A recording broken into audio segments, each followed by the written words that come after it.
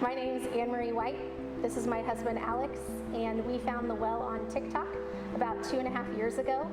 And we had previously broken up with our church before the well, and we're trying to determine our next step in our faith and how we were going to raise our kids. So we attended one service at the brewery and just kept coming back. So for me, Anne Marie is one that really mostly inspired me to live more generously, because she grew up in a family that was very generous with their time and their money. And even though they didn't have as much, they were still doing that. And so I learned that through her as we've grown in our relationship with not only the church, but in our marriage.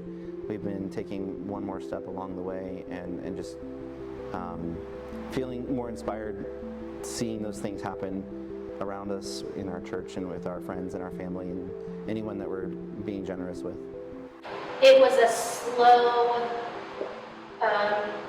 thing for us to start. Like, I can remember when we were first married, and our incomes were much lower and stuff, so we didn't have a lot of excess income to consider giving.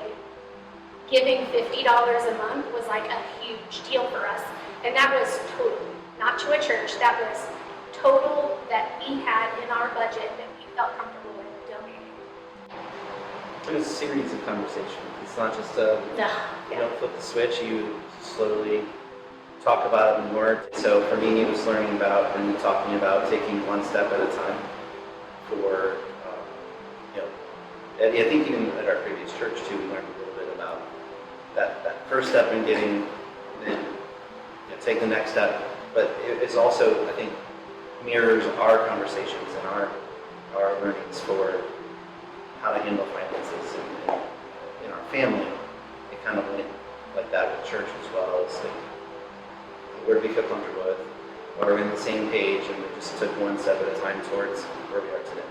We do that because we want to see the church succeed, and we want to see things offered to our children and others in the church. But we know that we're investing in something that we're a part of.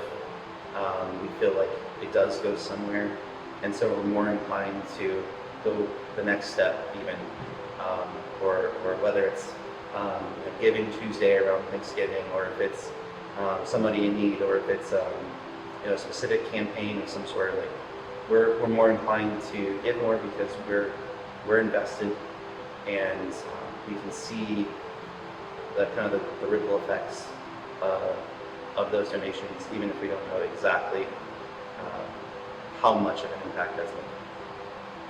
And I think it's also like, if you make the decision, especially with generosity, doesn't mean you have to do it every week. It doesn't mean you have to do it every month. Try it for a couple weeks. Try it for a couple months and see how it makes you feel, how it affects your finances. Reevaluate.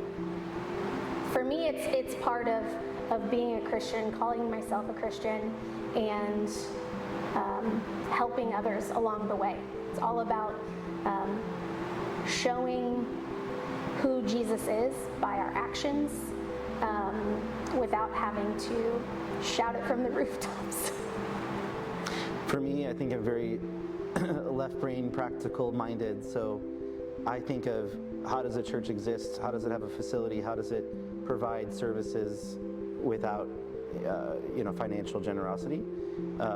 Money doesn't grow on trees, and so the church can't exist and do the things that we want it to do and be for us and for our friends and for people that we don't even know that may join the church at some later point, if people aren't able to give. So for me, it's just sort of like a survival mentality. This has to happen. If then, that's how I think about it, really. From a different angle than Anne Marie. But still, in the end, it's still the same result. But we think about it differently, but still have the same end goal in mind.